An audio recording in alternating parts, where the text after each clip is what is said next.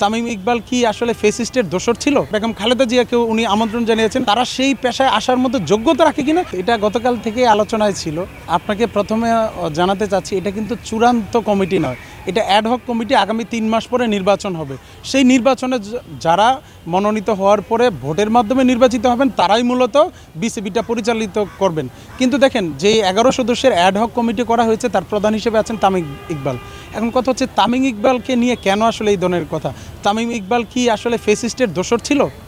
প্রথম প্রশ্ন হচ্ছে এটা। দ্বিতীয়ত হচ্ছে, উনি তো সবসময় ফেসিস্টের বিপক্ষে কাজ করেছে। আমি যদি ভুল না করি, 2010 সালে যখন উনি ওনার বিয়ের অনুষ্ঠানে মনে হয় প্রথম সরকারি দল ছিল তখন ফেসিস্ট খুনি হাসিনার সরকার, সেই শেখ হাসিনাকে দাওয়াত দেওয়ার পাশাপাশি কিন্তু বিরোধী দলীয় নেত্রী হিসেবে বেগম খালেদা জিয়াকেও উনি আমন্ত্রণ জানিয়েছেন, যেই নজির ওই সময় কেউ দেখানোর সাহস করেনি। উনি কিন্তু এটার জন্য জানতেন যে এটার জন্য উনি হয়তোবা কোনো ধরনের শাস্তির মুখোমুখি হতে পারেন। সেটা পরবর্তীতে হয়েছে। ওনার যেই কেরিয়ারটা ছিল ক্রিকেট কেরিয়ারে, সেটার কিন্তু প্রতিফলন দেখতে পেয়েছি।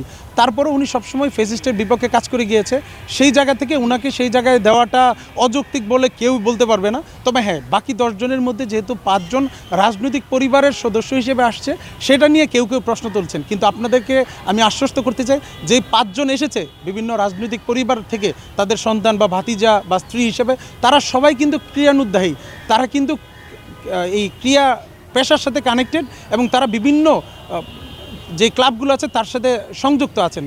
তো দেখেন, একজন ক্রিয়ানুরাগী যদি সেই জায়গায় আসে, সেটাকে প্রশ্ন পারিবারিকভাবে না তুলে তারা সেই পেশায় আসার মতো যোগ্যতা রাখে কিনা, সেটা নিয়ে প্রশ্ন করা যেতে পারে। আরেকটা বিষয় হচ্ছে, যেহেতু এটা চূড়ান্ত কমিটি না, 3 মাস পরে নির্বাচিত কমিটিতে আসলে বিতর্কিত কেউ আসে কিনা সেটা আপনারা নজরদারি করেন। ইনশাল্লাহ আপনাদেরকে আশ্বস্ত করতে পারি, সেখানে বিতর্কিত কাউকে, যেহেতু আমাদের দল বা জনাব তারেক রহমান, যিনি ছাত্রদলেরও সাংগঠনিক অভিভাবক এবং জনগণের ভোটে নির্বাচিত জনপ্রতিনিধি হিসেবে প্রধানমন্ত্রী দায়িত্বভার গ্রহণ করেছেন, উনি সরাসরি সংসদ অধিবেশনে বলেছেন এই ক্রিয়াঙ্গনকে রাজনীতিক প্রভাব মুক্ত রাখতে চায়। ইনশাল্লাহ সেটা আপনারা চূড়ান্ত কমিটিতে আপনারা দেখতে পাবেন বলে বিশ্বাস করি। যখন নতুন অ্যাডহক কমিটি হিসাবে নতুন কমিটিকে আসলে এটার জন্য নির্বাচিত করা হয়, তখন কিন্তু পুরাতন যিনি দায়িত্বে আছেন তার আসলে কার্যকারিতা থাকে না। তারপরও গতকালকে সংবাদ মাধ্যমের মাধ্যমে জানতে পেরেছি উনি নিজেকে স্বঘোষিত সভাপতি হিসেবে দাবি করেছেন, যেটা অতীতে আওয়ামী দোসর যারা ছিল তাদের অনেকেই অতীতে এই ধরনের দাবি করে আসছিল। একটা জিনিস দেখেন, ব্যক্তি পছন্দ থাকতে পারে, আমি সেটার বিপক্ষে কখনো যাব না, বাট সেটাকে উনি এক্সিকিউট করার ক্ষেত্রে রাজনৈতিক বিবেচনায় নেয় কিনা সেটা হচ্ছে মূল বিষয়। আমি আশাবাদী এবং বিশ্বাস করি নতুন যিনি নির্বাচিত হয়েছেন তামিম ইকবাল, যেহেতু ফেসিস্ট আমলে উনি রোষানলের শিকার হয়েছিলেন, সেটার প্রেক্ষিতে বিএনপি সহ যারা গণতন্ত্রকামী ছিল, ফেসিস্ট বিরোধী ছিল, তাদের পছন্দের তালিকায় তামিম ইকবাল অবশ্যই ছিলেন।